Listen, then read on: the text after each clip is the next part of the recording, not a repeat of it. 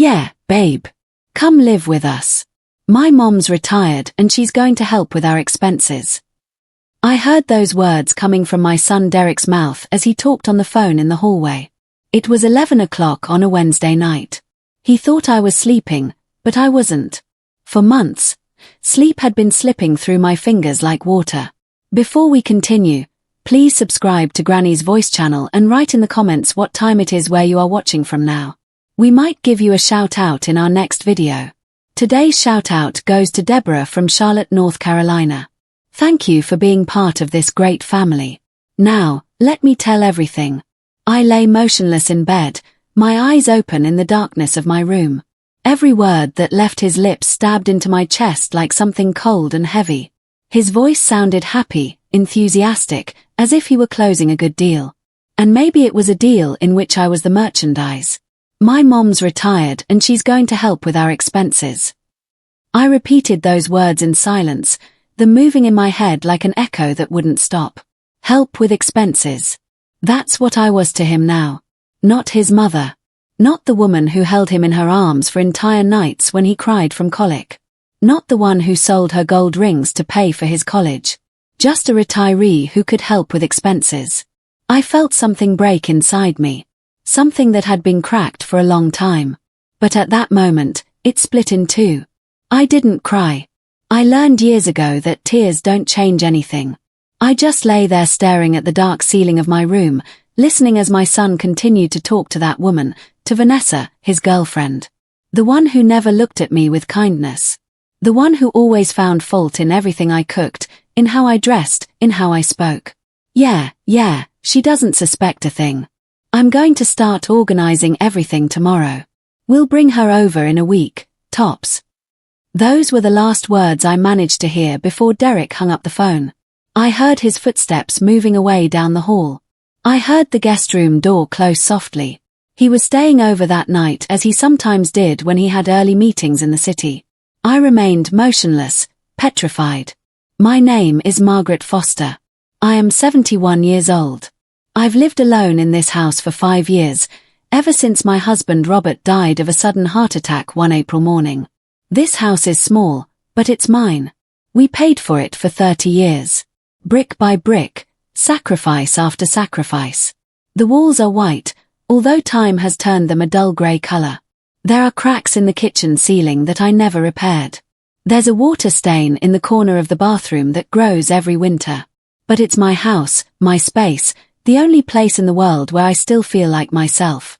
Or at least it was until that night, that Wednesday night, when I heard my only son planning my life as if I were a piece of furniture that could be moved from one place to another. As if my decisions didn't matter, as if my voice didn't exist. On Thursday morning, Derek woke up early. I heard him moving around the house while I pretended to sleep. He made coffee, ate something quickly, and he left without saying goodbye, without knocking on my bedroom door, without a "see you later, Mom." Nothing. Just the sound of the front door closing and his car's engine fading down the street. I got up when silence filled everything again. I looked at myself in the bathroom mirror. I saw a woman with grey hair, short and shapeless. I saw deep wrinkles around my eyes and mouth. I saw someone the world considers invisible. An old woman, a burden, an expense. But behind those tired eyes, there was something else. There was a woman who still remembered who she was before becoming a mother, a wife, a widow. There was a woman who still had dignity. And that woman was not going to let herself be used like this. I ate breakfast in silence. A piece of toast with butter and black coffee. Always the same. I looked out the kitchen window toward the small garden where Robert used to plant tomatoes. Now there's only dry earth and some weeds growing out of control. I don't have the strength to maintain it. I don't have the desire. Friday, Derek didn't come, nor Saturday nor Sunday. 3 days without showing up, without calling, without a text. He who used to come every 2 weeks at least to have coffee with me, suddenly disappeared. And I knew why. He was organizing everything behind my back, preparing the trap, clearing the path to take me to him and Vanessa without giving me the option to refuse. Monday morning, I heard a car stop in front of my house. Then another. I looked through the living room window and felt the air leave my lungs. It was Derek and he was with Vanessa. Behind them, a white moving truck with orange lettering on the sides. 3 men got out of the truck waiting for instructions. Derek rang the doorbell. Once, twice, 3 times, insistently, as if he had the right, as if this were his house and not mine. I opened the door slowly. Derek was smiling, a big fake smile, the kind you put on for photographs. Vanessa was behind him, wearing sunglasses and an expensive purse hanging from her arm. She wasn't smiling. She never did with me. Mom. Hey. What a surprise. Good thing you're awake. We came to get you. Everything's ready. His voice sounded too cheerful, too forced. As if he were acting in a play. I stayed in the doorway, looking at him without saying anything, waiting. We've prepared a beautiful room for you in our apartment. You'll be much better there. You'll have company. You won't be alone, and we'll take care of you, right, babe? Vanessa nodded, but her lips were pressed tight. She didn't say a word. She just looked inside my house with those cold eyes she always had, as if calculating. As if measuring. Derek, No, Mom, don't say anything. We already talked about this. Well, we didn't. But I know what's best for you. You're alone here. This house is too big for you. And besides, your pension. Well, we'll all manage it better together. There it was. The naked truth. My pension. My $800 a month. That was all I had left after a lifetime of working. That's what he wanted. Not me, not my company, just my money. The men from the truck were waiting on the street. Derek made a gesture with his hand as if telling them to wait another moment. Vanessa took out her phone and started texting something, ignoring me completely. Mom, let me in. We're going to pack your things. It's not much. Just the essentials will do. Clothes, documents, a few photos. The rest we'll sell or donate. After all, you don't need it anymore. Sell, donate. You don't need it. Every word was a sentence, a blow, a silent theft of everything I was. But I didn't move. I stayed standing in the doorway, my hands gripping the frame, feeling my heart beat stronger and stronger. Derek started to lose his patience. His smile twisted a little. Mom, don't make this difficult. It's for your own good. For my good. How many times in my life had I heard that phrase?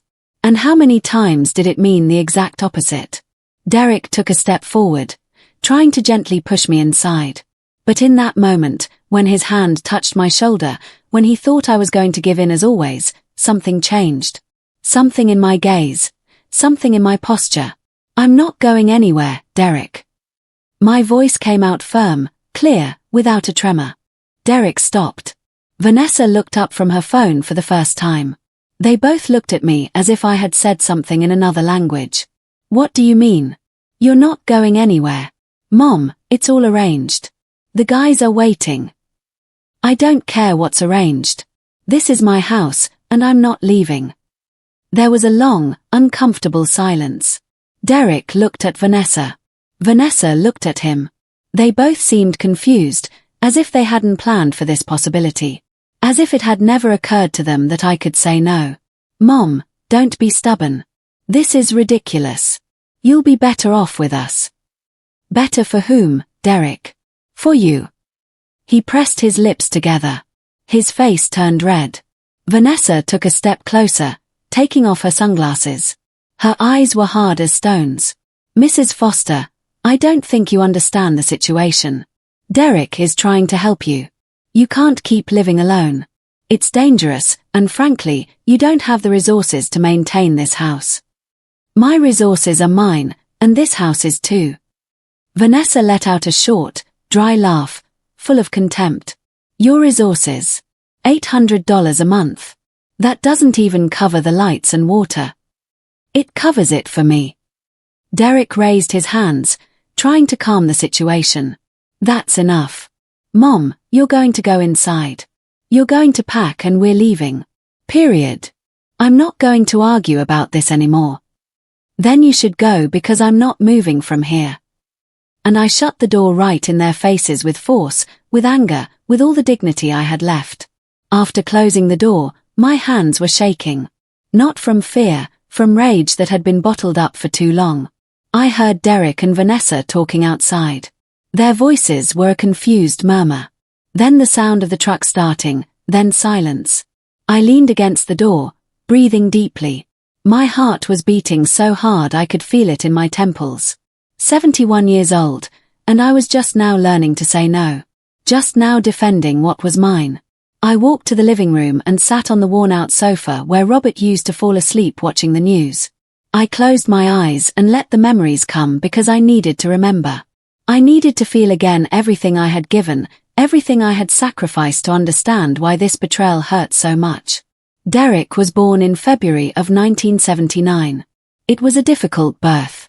32 hours of labor in the county hospital where the nurses were too busy to hear my screams. Robert waited outside that whole time, pacing the hallway. When he finally heard the baby's cry, he ran in. He had tears in his eyes. "It's a boy," he told me. "A strong boy." Derek weighed 9 pounds, 4 ounces. He was huge, pink, perfect. I looked at him and felt that everything in the world made sense. I felt that my life had just truly begun. Robert worked at a furniture factory. I worked cleaning houses. 3 houses a week, 6 days of work. I earned $80 a house, $240 a week, about $1,000 a month. It was little, but it was enough if we were careful, if we didn't allow ourselves any luxuries, if we saved every penny. Derek grew up in this house. We painted his room light yellow when he was 2. We bought a second-hand crib that Robert sanded and varnished until it looked new. I sewed his clothes, pants from cheap fabrics I found at the market, shirts I made by hand from scraps. Derek never had new shoes until he started elementary school. He always inherited them from the children of the ladies I worked for, but he didn't know. I never told him we were poor. I never let him feel less than other children. There was always food on the table. There was always a hug when he got home from school. There was always someone waiting for him.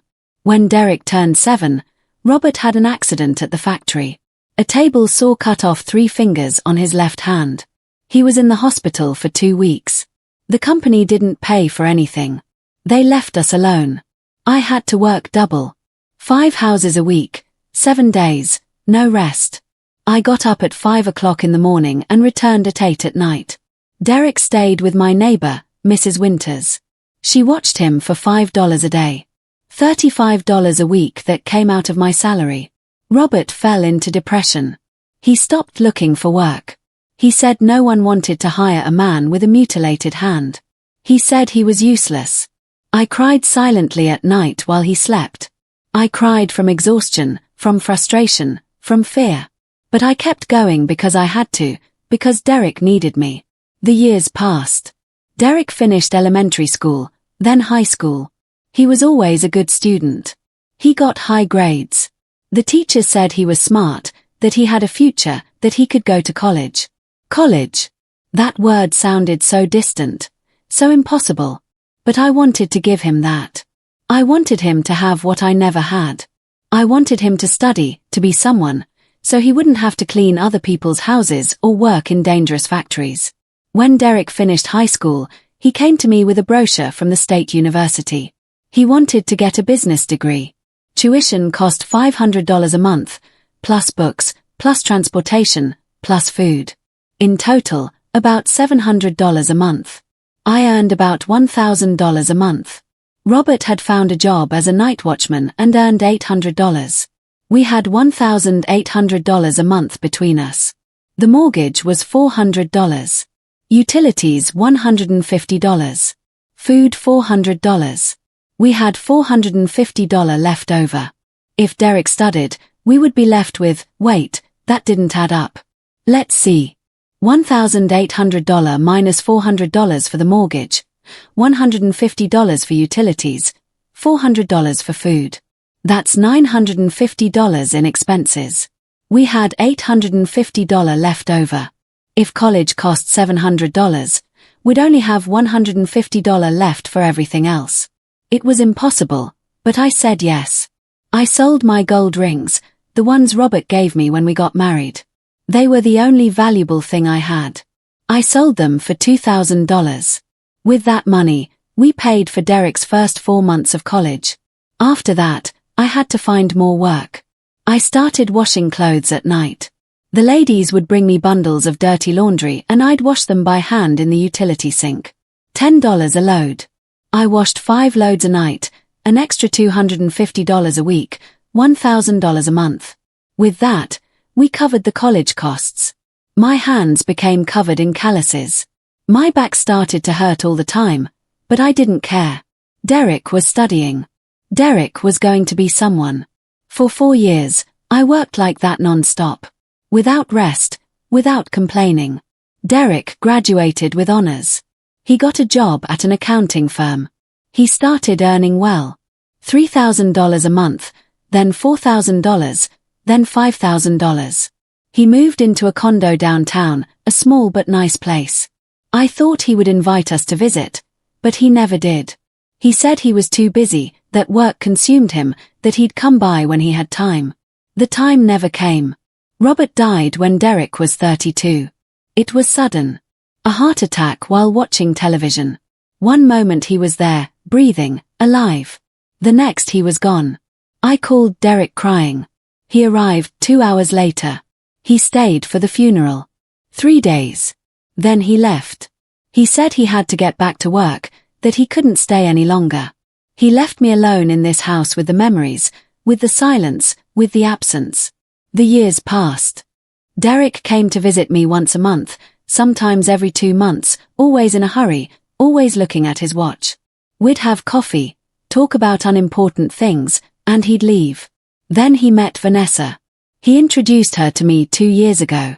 A tall, thin woman with straight black hair and cold eyes. She worked in advertising, earned more than Derek, came from a family with money. You could tell by how she talked, by how she dressed, by how she looked at me. From the beginning, I knew she didn't want me around. I saw it in the way she greeted me. A kiss in the air without touching me. No warmth, as if I were contagious. "What a cozy house," she said the first time she came. And I knew cozy was her polite way of saying old and ugly. Derek changed when he started dating her. He became more distant, colder. The visits became even more spaced out. The calls became shorter. I became an obligation, something he had to do, but that bothered him. And now this. Now the plan to take me to live with them.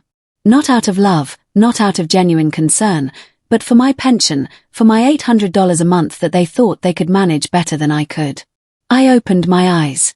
The living room was in shadows. The sun had moved and no longer came through the window. I looked at the wall clock. 2 hours had passed since Derek left. I got up from the sofa and walked to my bedroom. I opened the closet and looked on the top shelf. There was the shoe box where I kept my important documents. I took it down carefully. My hands weren't shaking anymore.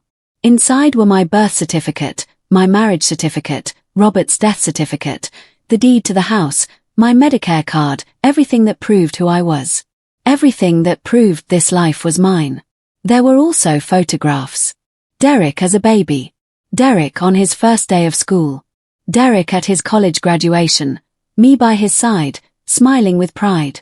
He was smiling, too. But now, looking at those photos, I wondered if it had ever been real, if he had ever seen me as anything more than a means to get what he wanted. I put everything back in the box. I put it back in its place. And at that moment, I knew I had to do something. I couldn't just wait for Derek to come back. For him to insist, for him to bring lawyers or social workers or whoever was necessary to force me out of my house. I had to act. I had to protect myself. But I didn't know how. I didn't know where to start. I didn't sleep that night. I sat in the kitchen drinking chamomile tea, looking out the window at the darkness, thinking, remembering, planning. On Tuesday morning, the phone rang. It was 8:30. I was in the kitchen having coffee, still in my bathrobe. I looked at the old phone mounted on the wall. It was Derek. I let it ring once, twice, 3 times, 4. Finally, I answered. "Mom, we need to talk." His voice sounded tense. It was no longer the cheerful fake voice from yesterday. It was the voice of someone who is losing control and doesn't like it.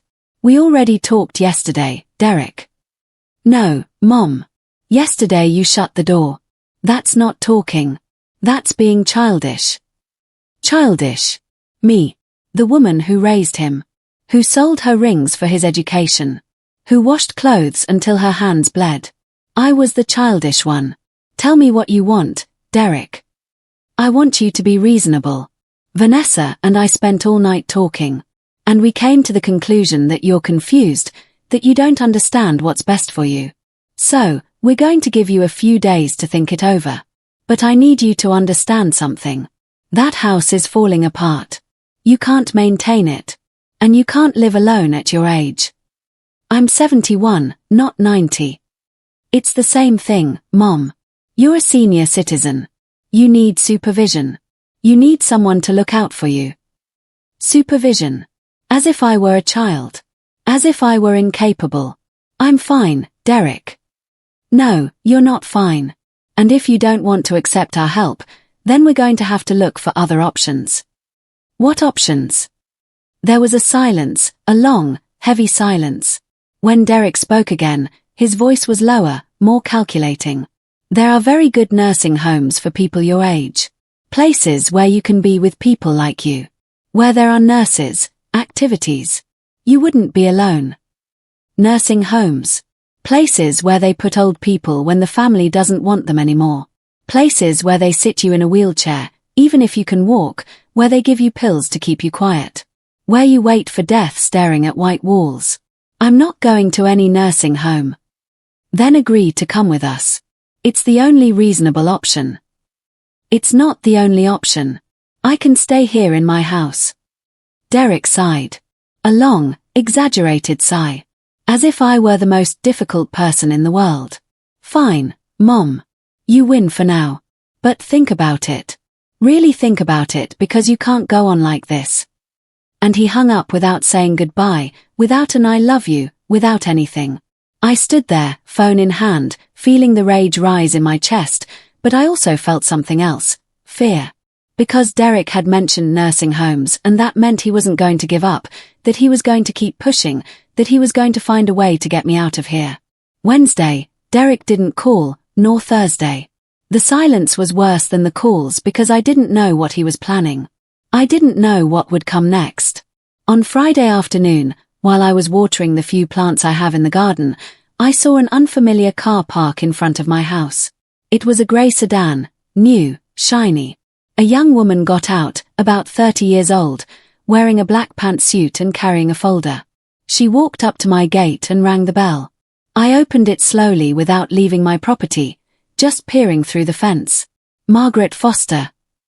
It wasn't a question. It was a statement. She knew who I was. Yes. My name is Rachel Thompson. I'm a social worker with Adult Protective Services. Your son Derek contacted me. He says he's concerned about your well-being. I felt the ground move beneath my feet. Derek had called social services. He was trying to declare me incompetent, to take away my autonomy, my freedom. I'm fine. I don't need help. Rachel smiled, a professional, cold smile. The smile of someone who has heard those words 1,000 times before. I just need to ask you a few questions. It's routine. Your son mentioned that you live alone, that the house is in poor condition, and that you might need assistance. May I come in? No. The word came out firm, clear. Rachel stopped smiling. Mrs. Foster, I understand this may be uncomfortable, but I have the authority to. This is my house, and I didn't invite you in. If you have questions, ask them from there.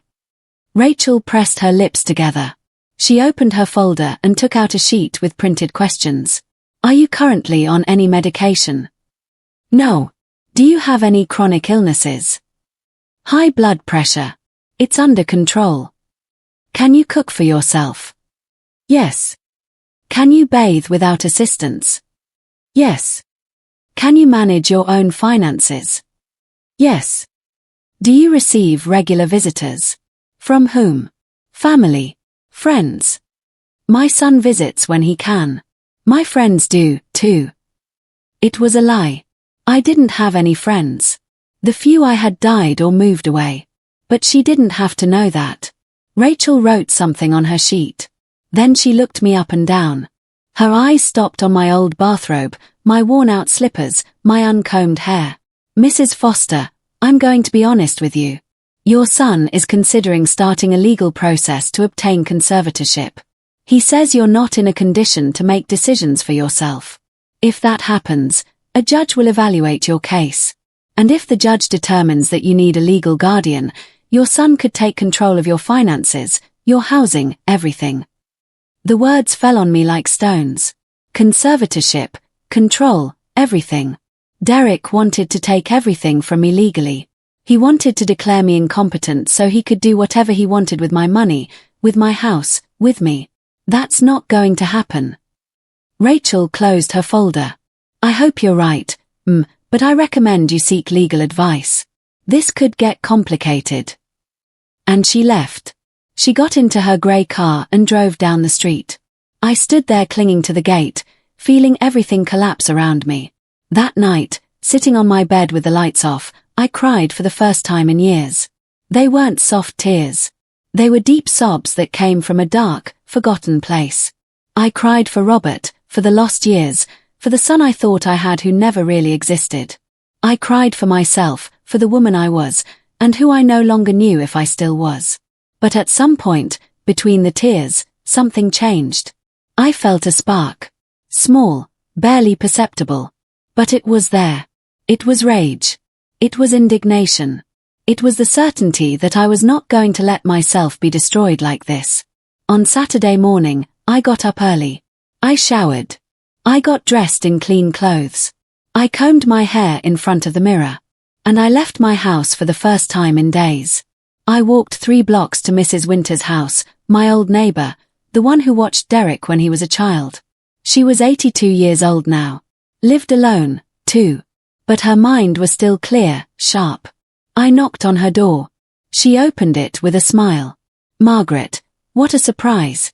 Come in, come in. We went into her small, cozy living room. It smelled like cinnamon and coffee. She offered me a cup and I accepted. Dorothy, I need your advice. And I told her everything.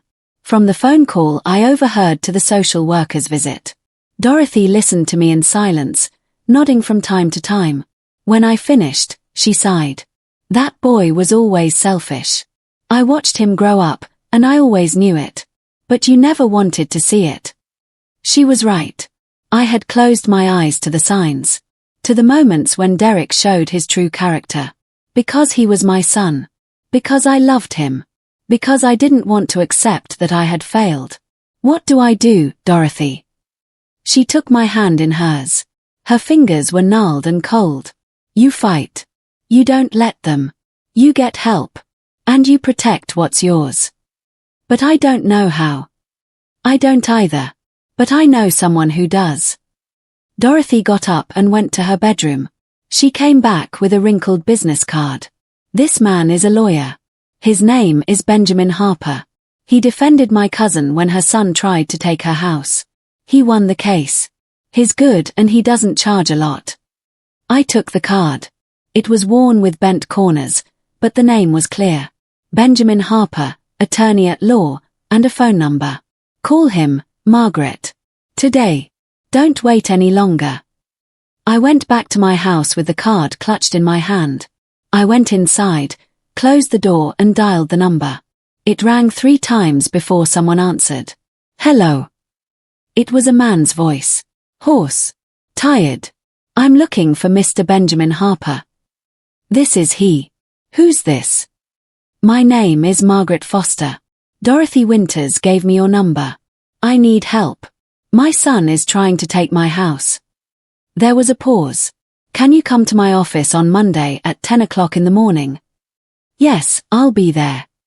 Bring all your documents, the deed, ID, bank statements, everything you have. I hung up and for the first time in days, I felt something like hope. Sunday passed slowly, like a wound that won't close. I spent it organizing documents, looking for old papers in forgotten drawers.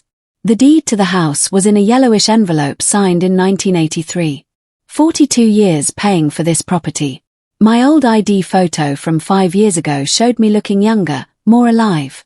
I also found the receipts for the last 6 months. Electricity, water, phone, all paid on time, all with my name on them. Proof that I was capable of managing my life, that I wasn't confused or lost, as Derek wanted to make people believe. I put everything in a cloth bag.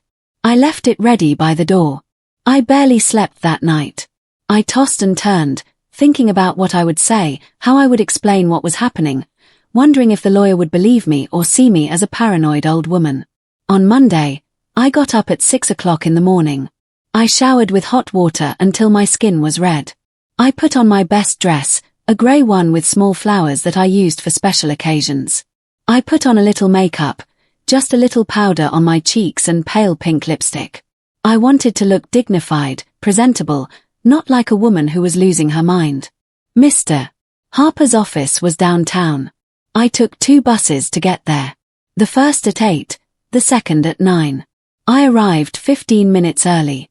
The building was old, 3 stories with peeling cream-colored paint. I climbed the stairs slowly. My knees protested on every step. The office was on the 2nd floor. A wooden door with a brass plaque that read Benjamin Harper, attorney at law. I knocked twice. A voice from inside told me to come in. Mr. Harper was a man in his 60s. Grey hair, thick glasses, a white shirt with the sleeves rolled up to his elbows. His desk was covered in stacked files. It smelled like old coffee and paper. Mrs. Foster, sit down. I sat in a plastic chair in front of his desk. I put the bag with my documents on my lap. The lawyer looked at me attentively without rushing, without judgment. Tell me what's wrong. And I told him from the beginning, from the phone call I overheard, from Derek's visit with the truck, from the nursing home threats, from the social worker. I told him everything without crying, with a steady voice, as if I were narrating someone else's life. When I finished, Mr. Harper took off his glasses and cleaned them with a handkerchief. Then, he looked me straight in the eye. Your son wants your money, and he wants the house. That's clear.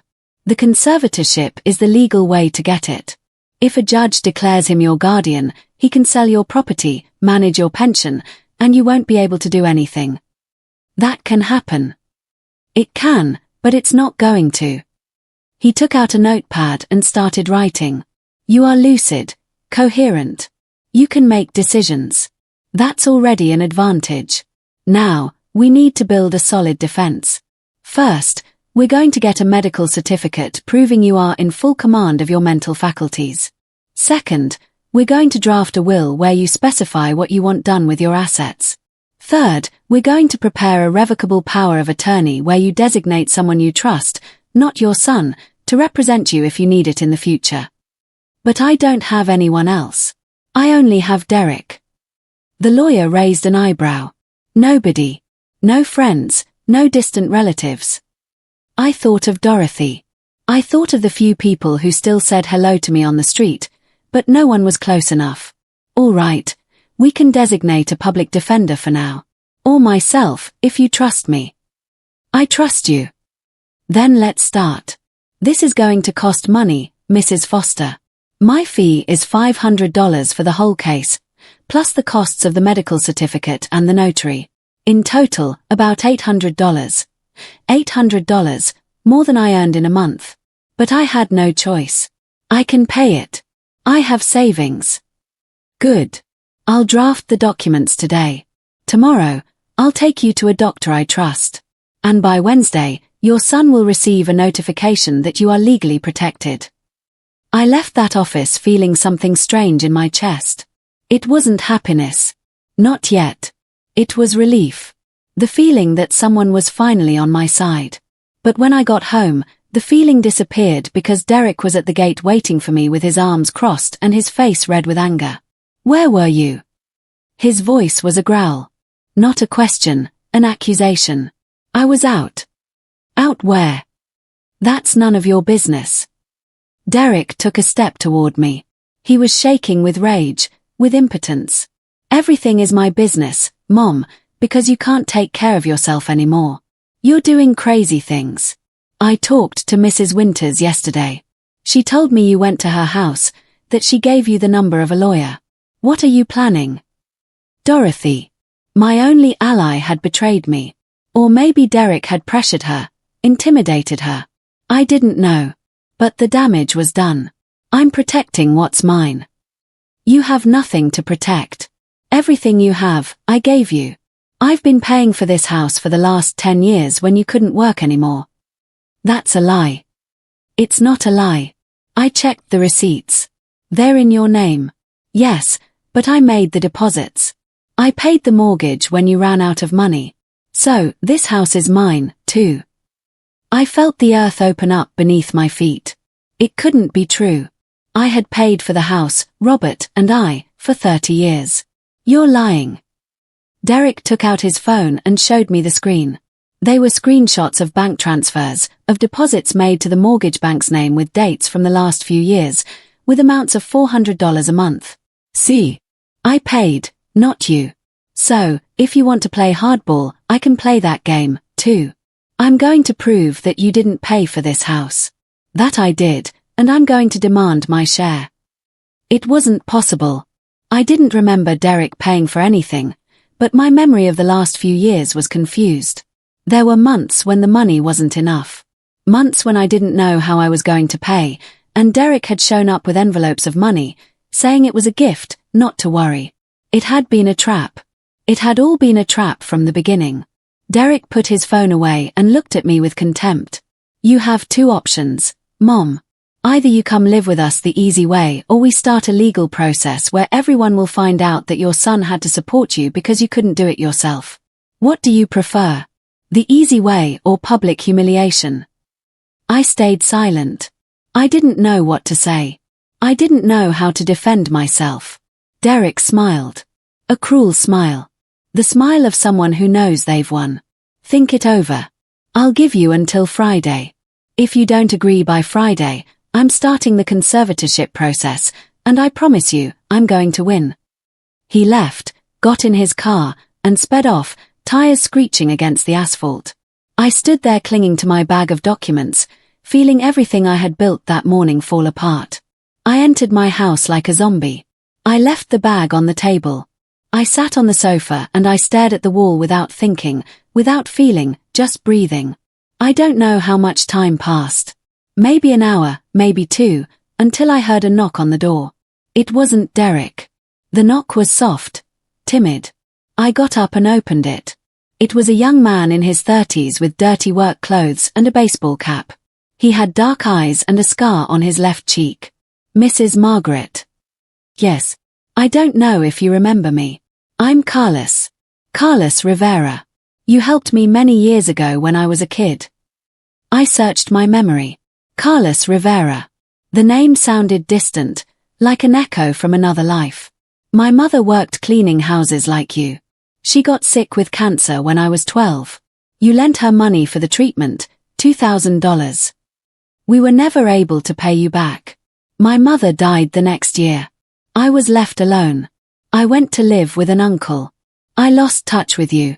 I started to remember a thin woman with sad eyes who worked with me in the houses. Her name was Maria. Maria Rivera. She had died young, 42, left a son, a quiet boy with big eyes. Carlos. Yes, that's me. A few days ago, I came looking for you. I wanted to pay you back the money with interest, but when I got here, I saw your son yelling at you at the gate. I heard what he was saying and I decided to stay close to make sure you were okay. Why? Because you saved my mother. You gave her 6 more months of life. 6 months where she could say goodbye to me, prepare me, tell me she loved me. That's priceless, and I owe you everything. Carlos put his hand in his pocket and pulled out a thick envelope.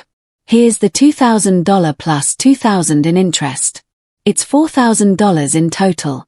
I know it's not much after so many years, but it's what I could save. I tried to refuse, but he insisted. He put the envelope in my hands firmly. And there's something else, I work as a truck driver.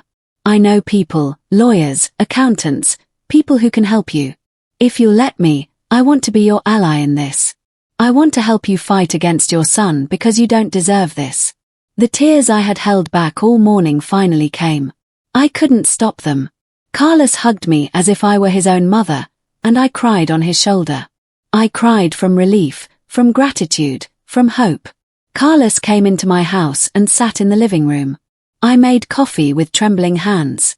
I still couldn't believe he was here, that someone had come to help me without me even asking. After so many years of loneliness, of feeling invisible, someone saw me. I put the cups on the table. Carlos took his and drank a long sip. Then he looked at me seriously. Mrs. Margaret, I need you to tell me everything from the beginning. Don't leave anything out. To help you, I have to know exactly what's happening. And I told him again, the same story I had told Mr. Harper, but this time I added more details. I told him about the deposits Derek claimed to have made, about the threat to prove he had paid for the house, about my fear that it was true. Carlos listened in silence. When I finished, he sat thinking, his fingers drummed on the table. Then he spoke. This money he says he deposited. Do you have the bank statements? No, I only keep the payment receipts. I never asked for the full statements. We need to get them. Tomorrow, we'll go to the bank and request the complete payment history for the mortgage. All the transactions. If Derek really paid, it will be registered. But everything you paid for 30 years will also be registered. And that's what matters. He was right. I had paid for 3 decades. Derek only for the last few years. That had to count for something. There's something else. Derek mentioned he's going to start a conservatorship process. To do that, he needs to prove you're not in a condition to care for yourself. He's going to try to get medical reports, witness statements from neighbors, anything to back him up. We have to get ahead of him. Mr. Harper said the same thing, that I need a medical certificate. Exactly. But not just that. We need witnesses who will testify in your favor. People who will say you're fine, that you're independent, that you can make decisions. I don't have anyone, only Dorothy. And she already told Derek I went to see her. Carlos shook his head. You have more people than you think. I'll testify. And I know others, people from the neighborhood who know you, who have seen you for years, walking alone, doing your shopping, living your life. They can help. I felt overwhelmed. This man, this stranger who was a boy the last time I saw him, was willing to fight for me, more than my own son ever had. Why are you doing this, Carlos? After all these years. Why? He smiled, a sad smile. Because my mother taught me that debts of the heart are the most important. And because I see my mother in you, alone, vulnerable, being attacked by people who should be protecting her. I'm not going to stand by and do nothing. That night, Carlos stayed late. We made a list of everything we needed to do. First, go to the bank. Second, get the medical certificate. Third, talk to Mr. Harper and show him the $4,000. Fourth, find witnesses. Fifth, prepare a strategy for when Derek returned on Friday. When Carlos left, it was almost 11 at night. I sat in the living room looking at the envelope with the money. $4,000. Enough to pay the lawyer and have a safety cushion. Enough to feel less helpless. On Tuesday morning, Carlos arrived at 9 o'clock sharp.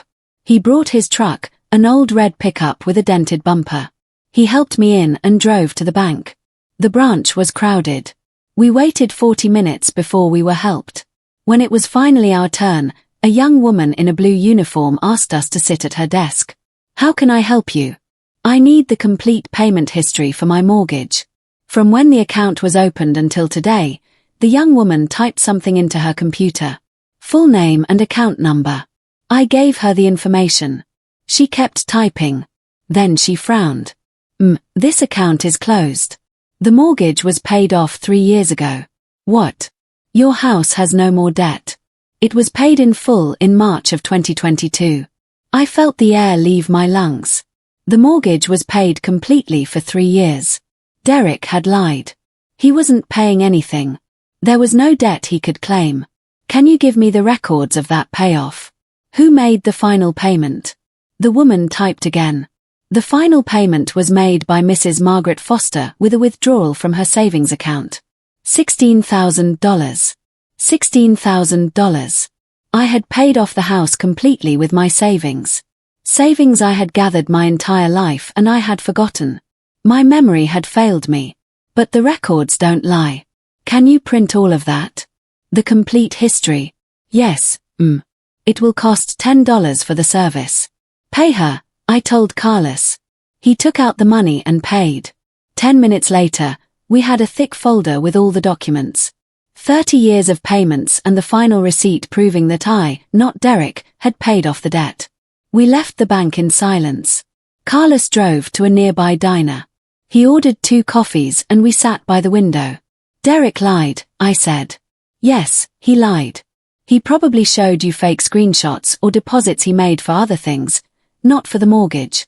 But the important thing is that now we have the truth documented, signed by the bank. I opened the folder and looked at the papers. Every payment was registered. Every cent Robert and I had sacrificed was there in ink. Permanent. This changes everything. Yes, but we can't get complacent. Derek will try to attack from another angle. The conservatorship is still a threat. We need to keep building your defense. That afternoon, we went to Mr. Harper. We showed him the bank documents. He reviewed them carefully, page by page. When he finished, he took off his glasses and smiled. This is pure gold. With this, your son can't claim the house. He has no legal basis. The property is yours completely, but he can still ask for conservatorship. Yes, but we're going to make it difficult for him. Tomorrow, I'll take you to the doctor, a psychiatrist. I trust he'll evaluate your mental state and issue a certificate. With that, plus these documents, plus the witnesses that young Carlos is going to find, your son is going to have to fight very hard, and he'll probably lose. We left the lawyer's office with a clear plan. Carlos drove me back home. Before I got out, he took my hand. Mrs. Margaret, there's something else I need to tell you. What? I didn't just come because I owed my mother. I came because I investigated your son. I have a friend who works at the courthouse. He told me that Derek already started the conservatorship process 2 weeks ago before the social worker's visit, before everything. He had this planned for a while. I felt a pit in my stomach. So, the social worker didn't come because Derek was worried. She came because he had already started the legal process. Exactly. And there's more. Derek submitted false documents to the court. He says you suffer from dementia, that you forget to eat, that you leave the stove on, that you get lost in the street. All lies. But if the judge doesn't have proof to the contrary, he might believe him. How did you get that information? My friend, let me see the file. He shouldn't have, but he also has an elderly mother, and it hurt him to read what your son wrote about you. So, he helped me. We have to take this information to Mr. Harper. I already did. He's going to request an official copy of the file tomorrow, and he's going to file a countersuit for defamation and legal abuse. I couldn't believe what I was hearing. Derek didn't just want to take my house and my money. He was also destroying my reputation. Telling lies about me so a judge would declare me incompetent. Carlos squeezed my hand. You're not alone, I'm going to be here and we're going to win. I promise you. On Wednesday, I went with Mr. Harper to see the psychiatrist. He was a man in his 50s, bald with a soft voice. He asked me many questions. What day was it?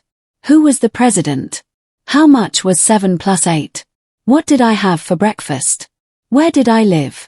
How many children did I have? I answered everything correctly. Then he gave me memory tests.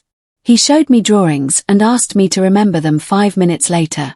He had me solve simple math problems. He asked me to write a complete sentence. I passed everything. At the end of the evaluation, the doctor smiled at me. Mrs. Foster, you are perfectly lucid. There is no sign of dementia or cognitive decline.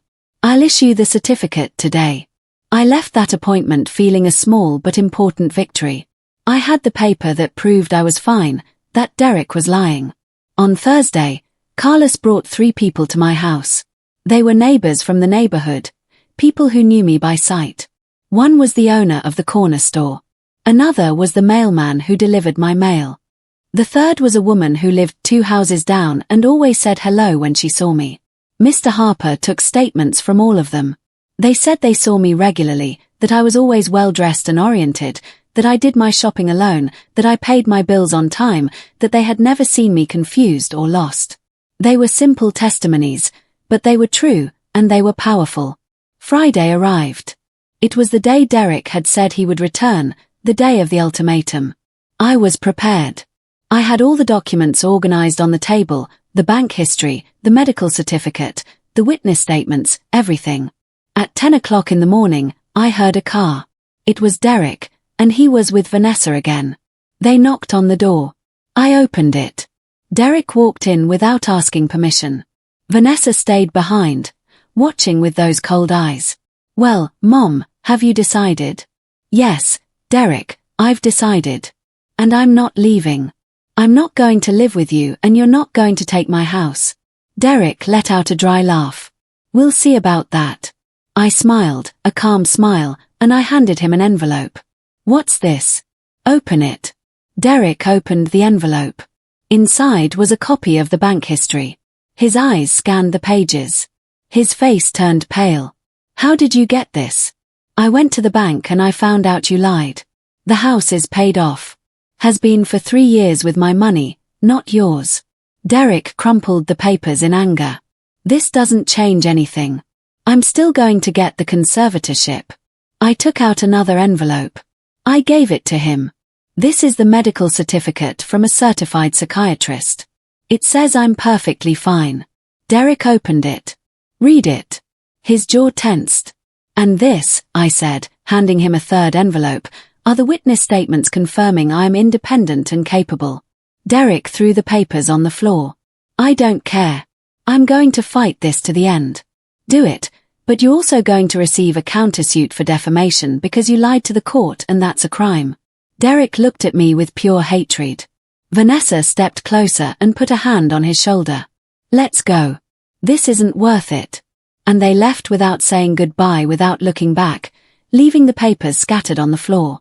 I closed the door. And for the first time in weeks, I took a deep breath. After Derek left, I stood in the middle of the living room, looking at the papers scattered on the floor. I didn't pick them up right away. I left them there as evidence, as a reminder that the battle was just beginning. Derek had come with arrogance and left with rage. And the rage of a cornered man is dangerous. Carlos arrived half an hour later. He had arranged to come by to make sure everything was okay. When he saw the documents on the floor, he picked them up carefully and put them on the table. How did he react? With fury. He said he's going to fight to the end. He will, but now so will we. And we have better weapons. We sat in the kitchen. Carlos took out a small notebook and began to write. "Mrs. Margaret, we need to think several steps ahead. Derek is going to try to discredit you in other ways. He might talk to neighbors. He might invent stories. He might even try to provoke situations that make you look bad. We have to protect you from all that." "How?" "First, we're going to install a camera at the entrance of your house.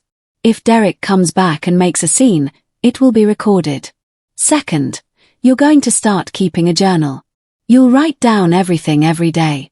What you did, where you went, who you spoke to. That will prove your mind is clear and your life is orderly. Third, we're going to open a new bank account just in your name and we'll transfer your pension there. That way, Derek can't track your financial movements." All of that sounded complicated, but necessary. "I can do that. You're not alone. I'm going to help you with every step." That same afternoon, Carlos brought a small camera. He installed it above the front door. It pointed directly at the gate and the entrance. Anyone who came would be recorded. He showed me how to view it on my phone. It was simple. I just had to open an app and there was the image in real time.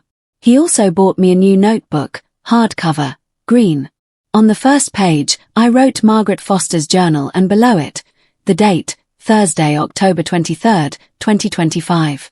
In that first entry, I wrote everything that had happened in the last few days from Derek's call to his visit today. I wrote with a shaky but clear hand. Every word was a piece of my defense. Every line was my voice. On Friday, Carlos took me to the bank again. We opened a new account just in my name. No beneficiaries, no authorizations for anyone else. We requested that my pension be deposited directly there starting next month. The woman at the bank explained the change would take about 15 days, but after that everything would go to the new account. Now your son can't access your money, Carlos said as we left the bank. Even if he gets the conservatorship, he'll have to fight for every cent. I felt safer, more protected. For the first time in a long time, I felt like I had control over my own life. On Saturday morning, Mr. Harper called me on the phone. Mrs. Foster, I have news. The court has accepted our countersuit. Derek was notified yesterday. And furthermore, the judge assigned to the conservatorship case has requested a hearing. He's going to hear from both sides before making any decision. That's good for us. It means he won't decide based solely on the papers Derek submitted. When is the hearing? In 2 weeks, November 8th. You have to be there. Well dressed, calm, answering clearly. It will be your chance to prove that Derek is lying. I'll be ready. And I mean it. No nerves, no tears, just facts, just the truth. The judge needs to see a capable woman in you, not a fragile victim. I understand. I hung up the phone and sat down to think. 2 weeks, 14 days to prepare, to make sure that when I was in front of that judge, he would see me for what I really was. A 71-year-old woman who still had strength, who could still make decisions, who still deserved respect. Carlos came that afternoon. He brought food, roasted chicken, and rice. We ate together in the kitchen. It was strange. It had been years since I'd shared a meal with someone. Since Robert died, I always ate alone. But with Carlos there, the kitchen felt less empty, less cold. You need to practice for the hearing, he said, serving more rice onto my plate. The lawyer is right. You have to be calm. You have to answer without hesitating, without breaking down. How do I practice that? I'll ask you questions, the same ones the judge might ask you, and you'll answer over and over until the answers come out naturally. And so we did. Every afternoon for the next few days, Carlos would come over and ask me questions. What is your full name? How old are you? Where do you live? How long have you lived there? Who paid for the house? Your son says you can't take care of yourself. What proof do you have that he's lying? At first, I stumbled. I got nervous. I forgot details. But with each repetition, the answers became firmer, clearer, more confident. On Sunday, I went to church. I hadn't gone in months. But I felt like I needed to be there. I needed a moment of peace. The church was full. I sat in the last pew. I listened to the pastor talk about forgiveness, about letting go of resentment, about trusting that divine justice always comes. But I didn't want divine justice. I wanted human justice. I wanted Derek to pay for what he was doing. I wanted the world to know what kind of son he was. As I was leaving the church, a woman approached me. She was older than me. 80 perhaps. She walked with a cane. Margaret Foster. Yes. I'm Patricia Sullivan. I worked with you many years ago cleaning houses. Patricia. I remembered her. A small woman with a loud laugh. We had worked together at a rich family's house. She cleaned the bathrooms. I cleaned the bedrooms. Patricia, how long has it been? She smiled. I heard what your son is doing. People talk. This is a small town. We all know everything. I felt ashamed. I didn't want people to know. I didn't want to be the neighbor's topic of conversation. Don't be ashamed, Patricia said as if reading my mind. You're not the first mother a son has done this to, and you won't be the last. But I want you to know, if you need witnesses, I'll speak for you. I'll tell the judge I've known you for 50 years, that you were always hardworking, honest, strong, that you don't deserve this. The tears came without permission. Patricia hugged me. She smelled like lavender and talcum powder. Thank you. Don't thank me. Just fight and win. That same afternoon, Mr. Harper came to my house. He brought more documents, papers for me to sign, sworn affidavit, authorizations, all the legal paperwork needed for the hearing. He also brought me a copy of the file Derek had submitted to the court. I read it with a racing heart. Every line was a lie. It said I left the doors unlocked. That I forgot to turn off the stove. That I went out on the street in my bathrobe. That I talked to myself. That I confused people, that I got lost in my own neighborhood. None of it was true, but it was there in writing, signed by Derek, submitted to a judge. How can he lie like this? Mr. Harper closed the folder because he wants to win. And he knows that if he can't prove you're unwell, he loses everything. The house, the money, the control. That's why he's willing to destroy your reputation. We're going to prove he's lying.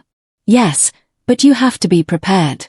At the hearing, Derek is going to say horrible things. He's going to invent stories. He's going to try to make you look bad. You can't react. You can't scream at him. You can't cry. You just have to calmly tell the truth. The judge will notice the difference. The days passed slowly. Every morning, I got up early. I showered, got dressed, ate breakfast, wrote in my journal, did my housework, watered the plants, swept the patio. I documented everything. I wrote it all down. Carlos came every day. Sometimes he brought food. Sometimes he just came to sit with me, to keep me company, to remind me I wasn't alone. One afternoon, while we were having coffee, he asked me something no one had asked before. Mrs. Margaret, if you win this case, if you manage to get Derek to stay away, what are you going to do next? How are you going to live? I had never thought about it. I had always been focused on surviving, on defending myself, but I had never thought about what would come after. I don't know. You need to know because that's what will give you strength. You have to have something to fight for, something you want to do, something that excites you. I thought about it. What excited me? It had been so long since I'd felt excitement for anything. Just fatigue, just sadness, just routine. But there was something small, something I had dreamed of years ago and never did. I always wanted to learn how to drive. Carlos smiled. Then that's what it will be. When you win, you're going to learn to drive. I'll teach you. That promise stayed with me. It became my motivation, my light at the end of the tunnel. I wasn't just going to win this battle. I was also going to live. Really live. For the first time in a long time. On Wednesday, a week before the hearing, I received a letter. It was from Derek. I opened it with trembling hands. Mom, it said, I know things are tense between us, but it doesn't have to be this way. We can still fix this. If you agree to come live with us, I'll drop the lawsuit. We'll forget everything. Start over. Think about it. You still have time. Your son who loves you, Derek. It was a trap. I knew it immediately. Derek was losing. He knew he had a weak case for the hearing. That's why he was offering peace now. But it wasn't peace. It was surrender. It was handing him everything without a fight. I tore up the letter. I threw it in the trash and I continued to prepare. On Thursday, Mr. Harper took me to buy new clothes. A simple beige dress, black low-heeled shoes, a light brown cardigan, nothing flashy, nothing extravagant, just dignified clothes, the clothes of a woman who respects herself. On Friday, 2 days before the hearing, Carlos brought Patricia to my house. The lawyer was there, too. Patricia gave her official testimony. She talked about how she knew me, about the years we worked together, that she had always seen me as capable, independent, lucid. When she finished, the lawyer had a smile on his face. With this, Mrs. Foster, Derek has nothing, absolutely nothing. On Saturday, I rested. I did nothing but sit on the patio and look at the sky. It was cold. November had arrived with wind and grey clouds, but I felt strangely calm. On Sunday, the day before the hearing, I went to church again. This time, I didn't sit in the back. I sat up front. I closed my eyes and prayed. I didn't pray to win. I prayed for strength, for clarity, for dignity. When I left the church, Carlos was waiting for me outside. Ready for tomorrow. Ready. On Monday, November 8th, I woke up at 5 in the morning. I hadn't slept well. I spent the night tossing and turning, reviewing every answer, every document, every detail. But when I opened my eyes and saw the grey light of dawn coming through the window, I knew it was time. Today would define everything. I showered with hot water. I put on the beige dress I had bought, the black shoes, the brown cardigan. I combed my hair carefully. I put on minimal makeup, just powder and pink lipstick. I wanted to look like what I was, a dignified woman, a capable woman. Carlos arrived at 7. He brought coffee and donuts. We ate breakfast in silence. I could barely eat. My stomach felt heavy as a stone. You have the truth on your side, Carlos said. And that's stronger than any lie. At 8:30, we left for the courthouse. Mr. Harper was waiting for us at the entrance. He wore a dark suit and a red tie. He looked serious, professional. Remember, Mrs. Foster. Calmness, clarity, truth, nothing more. We entered the building. It was large, cold, with marble floors that echoed with every step. We went up to the second floor. The courtroom was small. There were wooden benches, a large desk at the front where the judge would sit, and 2 tables, one for us, one for Derek. We sat down, me in the middle, the lawyer to my right, Carlos to my left. We waited. At 9 o'clock sharp, Derek walked in. He came with Vanessa and his own lawyer, a tall man in a grey suit with a leather briefcase named Marcus Bennett. Derek didn't look at me. He sat at his table with his back to me. Vanessa did look at me with contempt, with coldness. 5 minutes later, the judge entered. He was a man in his 60s, white hair, thick glasses. He sat down and banged a small gavel on the desk. Hearing in the case of Foster versus Collins, petition for conservatorship. The petitioner may proceed. Derek's lawyer stood up. He spoke with a loud, clear voice. Your Honor, my client, Derek Collins, requests conservatorship of his mother, Margaret Foster, age 71, due to cognitive decline and lack of capacity to make decisions.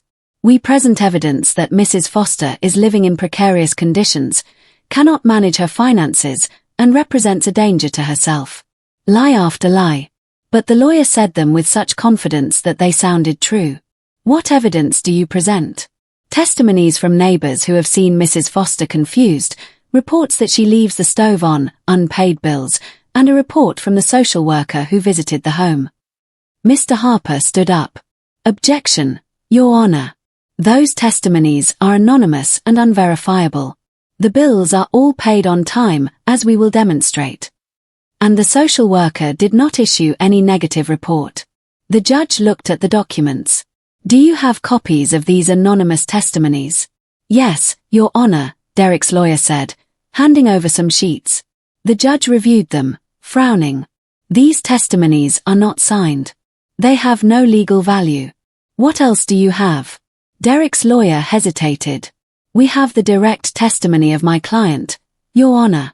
He can testify about his mother's condition. Proceed. Derek stood up. He walked to the front. The judge asked him to swear to tell the truth. Derek swore. Then he began to speak. My mother isn't the same anymore, Your Honor. She forgets things. She repeats questions. She can't take care of herself.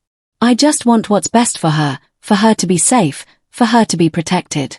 His voice sounded sad. Convincing, almost believable, but I knew every word was a lie.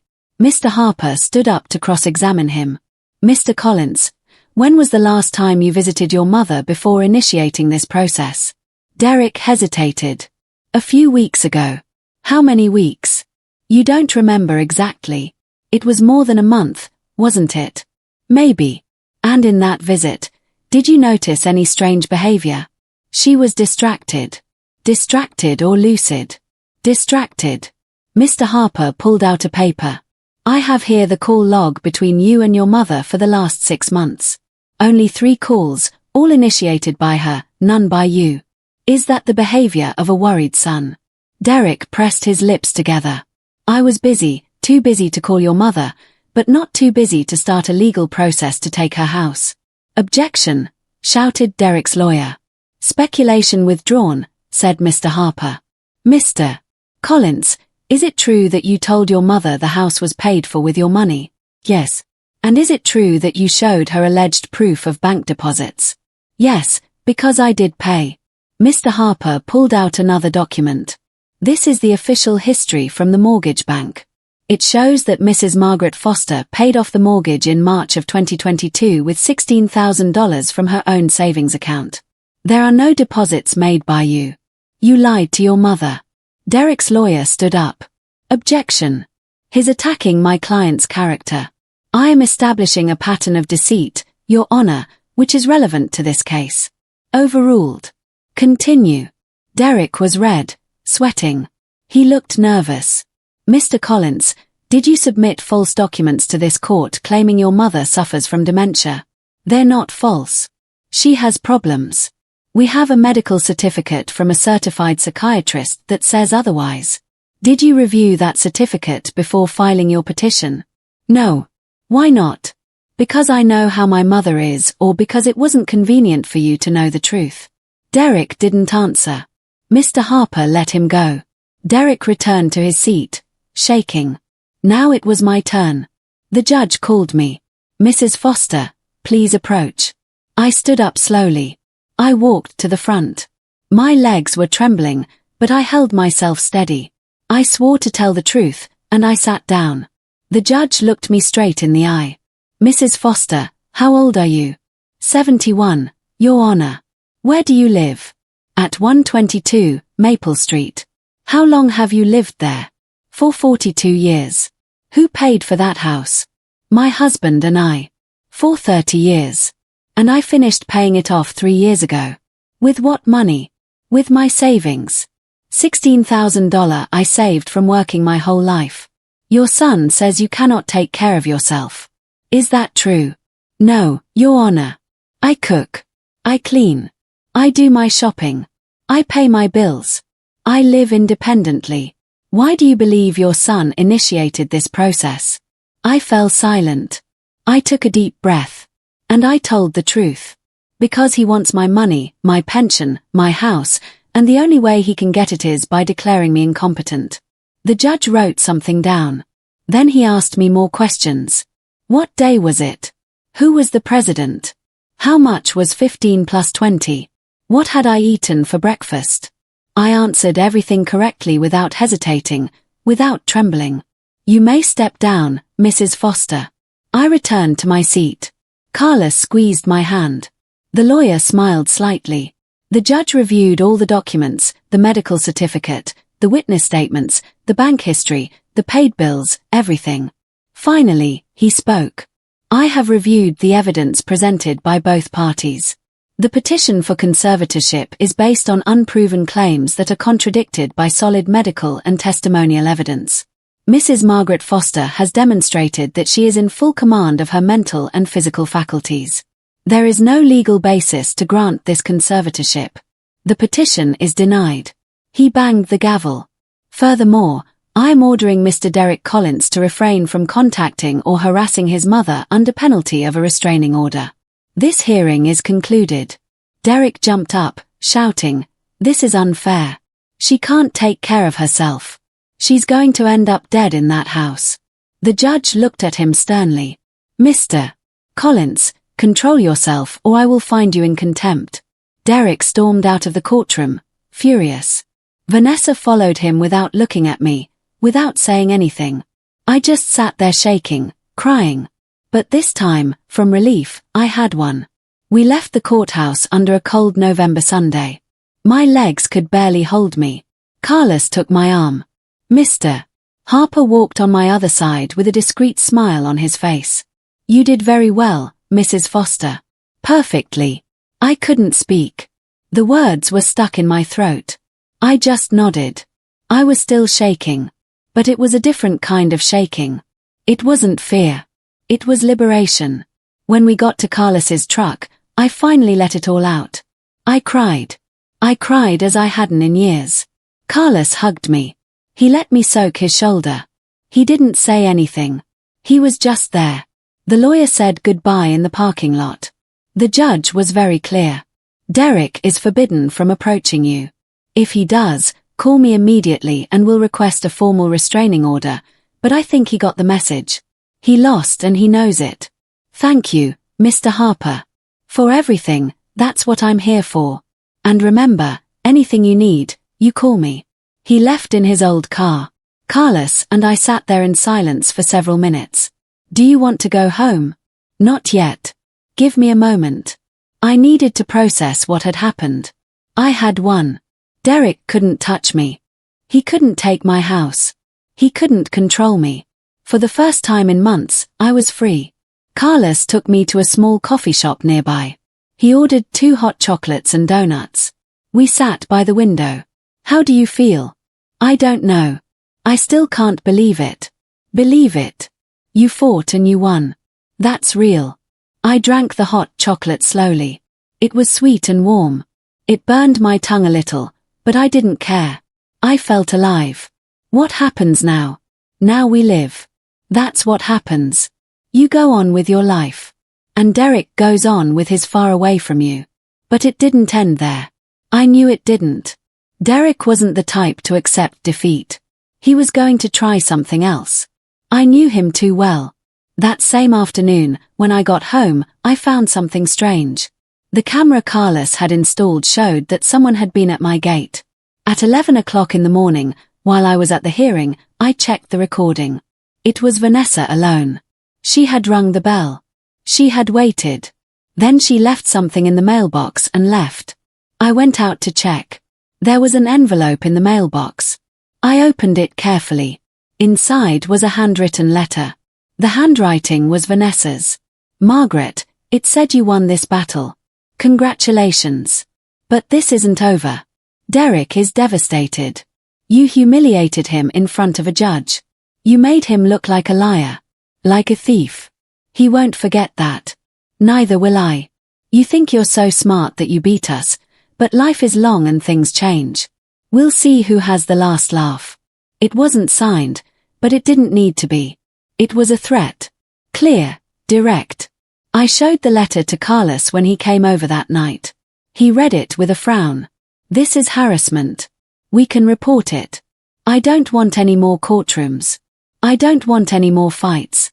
I just want to be left alone. Then we'll keep this as evidence just in case. Just in case. Those words haunted me all night. The following days were strange. I expected to feel peace. I expected to feel calm, but I couldn't. Every noise made me jump. Every car that passed my house made me nervous. I checked the camera constantly, waiting to see Derek, waiting to see Vanessa, waiting for the next attack. But nothing came.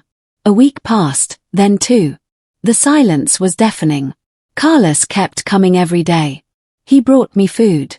He kept me company. And he kept his promise. He started teaching me to drive. The first time I sat behind the wheel of his truck, my hands were shaking so much I couldn't hold the steering wheel. But he was patient.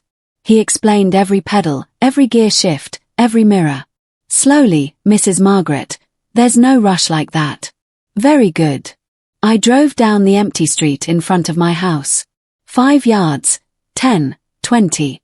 Then I braked too hard and almost hit my head on the steering wheel. But I had done it. I had driven. We practiced every afternoon for 2 weeks. Little by little, I got better. My hands stopped shaking. My foot found the brake without thinking. I started to enjoy it. The feeling of movement, of control, of freedom. But then it happened. It was a Tuesday afternoon, 3 weeks after the hearing. I was in the kitchen making tea when I heard loud banging on the door. It wasn't the doorbell. It was fists pounding on the wood. I opened it slowly. It was Derek. But it wasn't the usual Derek. His eyes were red. His hair was a mess. His clothes were wrinkled. He smelled like alcohol. You, he said, pointing at me. You ruined me. Derek, go. You can't be here. I don't care about the judge. I don't care about anything. Vanessa left me. She left me because she says I'm a failure. That I couldn't even handle my own old mother. He pushed the door and came in. I backed away. I was scared. This wasn't the manipulative, cold Derek. This was a broken Derek. Desperate. Dangerous. You lost your job, Derek. Yeah, I got fired because the scandal from the trial reached the company. They said they couldn't have employees with legal problems all because of you. My fault because I defended myself because I didn't let you take everything from me. Derek moved closer. He raised his hand. I thought he was going to hit me. I closed my eyes, but the blow never came. I heard another voice. It was Carlos. He had come in through the door Derek left open. Get away from her. Derek spun around. Who the hell are you? Her little boyfriend. You ridiculous old woman. Carlos got between Derek and me. I'm someone who cares about her and you're going to leave right now or I'm calling the police. Derek let out a bitter laugh. The police. Everyone's against me. My own mother betrayed me and now she has bodyguards. Carlos took out his phone. Last chance. Leave. Derek looked at him with hatred, but he finally gave up. He took a step back. Then another. This isn't over, Mom. Someday you'll need me. And that day, I won't be there. And he left. He stumbled to his car and peeled out, tires screeching. Carlos locked the door. He hugged me. I was shaking again. It's over. He's gone. But it wasn't over because the next day I got another visit. This time from the police. 2 officers knocked on my door at 9 in the morning. Mrs. Margaret Foster. Yes. We received a complaint. Your son, Derek Collins, reported that you threatened him yesterday, that you told him you were going to burn him alive while he slept. My mouth fell open, but no sound came out. Derek was making things up again, trying to make me look crazy. Dangerous. That's a lie. He came to my house drunk. He threatened me. And there's a witness. Who? Carlos Rivera. He was here. He saw everything. The officers wrote down the name. They asked me more questions. I told them everything. I showed them Vanessa's letter. I showed them the camera footage where you could see Derek entering violently. We'll investigate. If your version is confirmed, your son could face charges for violating a court order and filing a false report. They left. I was left shaking. Carlos arrived half an hour later. When I told him, he was furious. This has to end. I'm going to go talk to him. No, please. It will only make things worse. Mrs. Margaret, he's not going to stop. Not until someone really stops him. That afternoon, Mr. Harper called me. Mrs. Foster, I heard what happened. We're going to request a permanent restraining order against your son, and we're going to press charges for harassment and threats.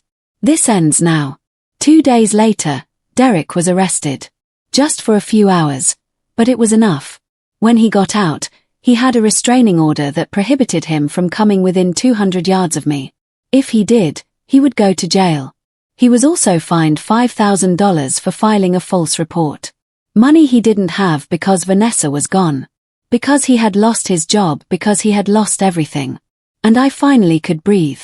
3 months passed since the restraining order. 3 months of silence. 3 months without Derek. No calls, no visits, no threats. At first, I couldn't believe it. Every morning, I woke up expecting something bad to happen.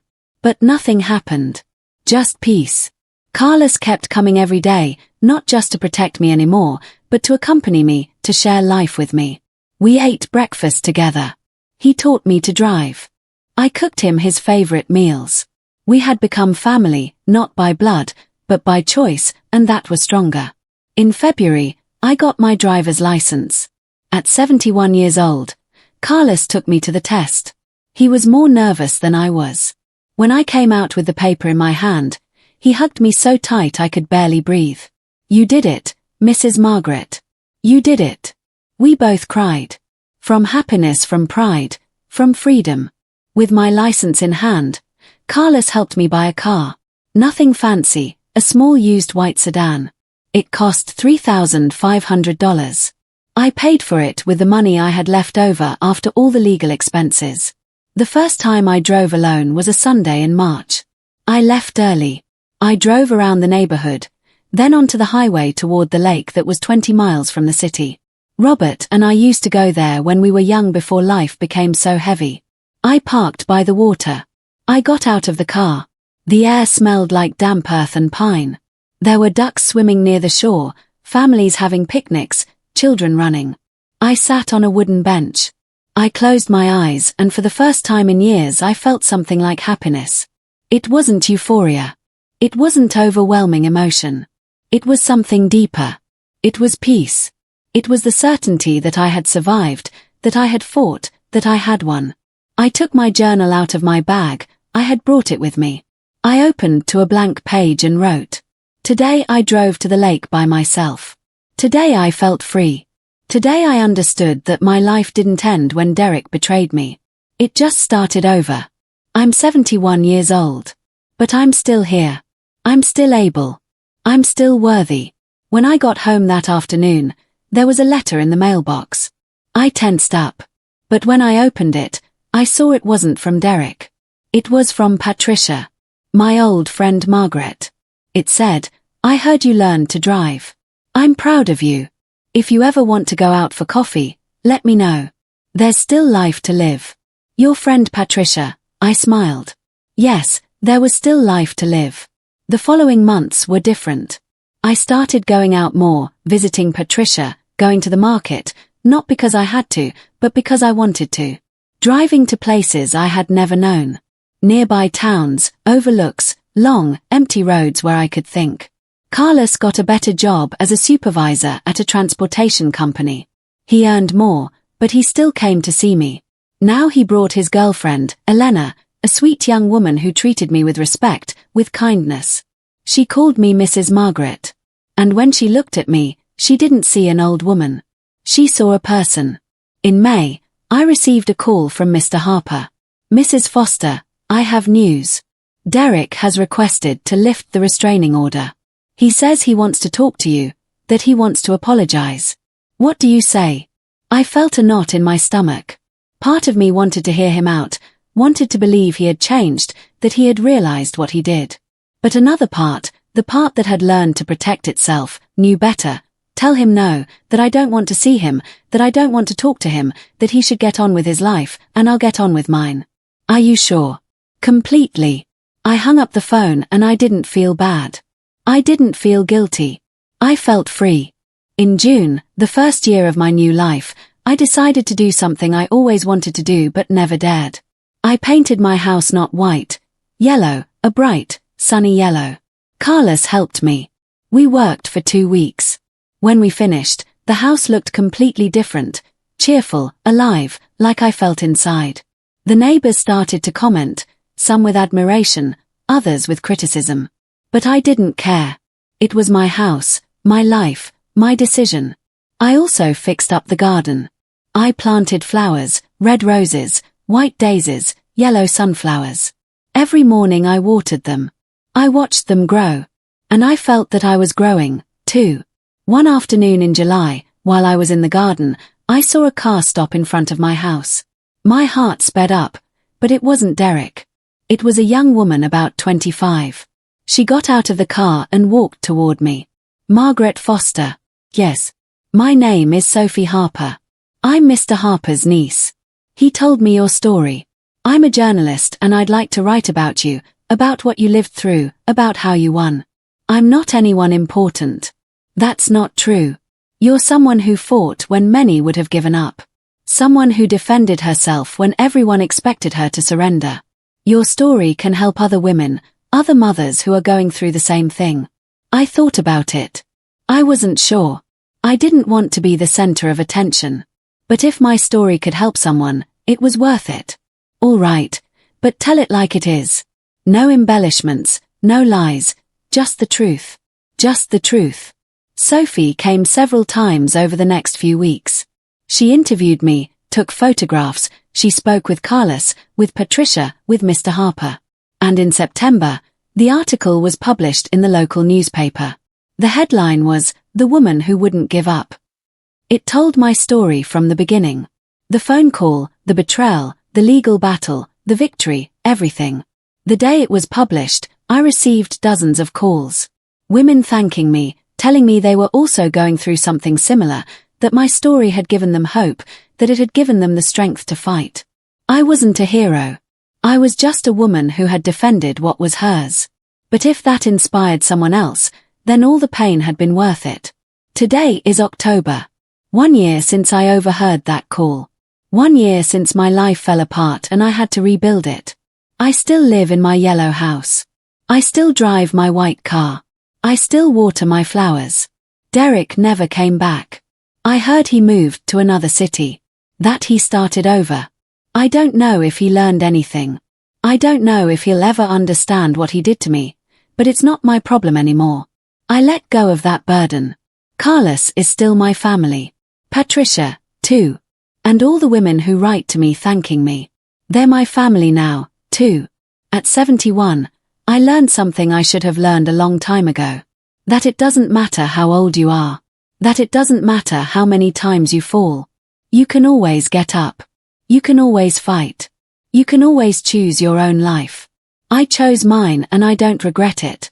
If you're going through something similar, if someone is trying to take what's yours, if you feel like you can't go on, listen to me. Yes, you can. You are stronger than you think. Get help. Fight. Don't give up because your life is yours and no one has the right to take it from you. Thank you for listening to my story. Thank you for being here. If this helped you in any way, leave me a comment. Share this story with someone who needs it. And remember, it's never too late to start over. Never.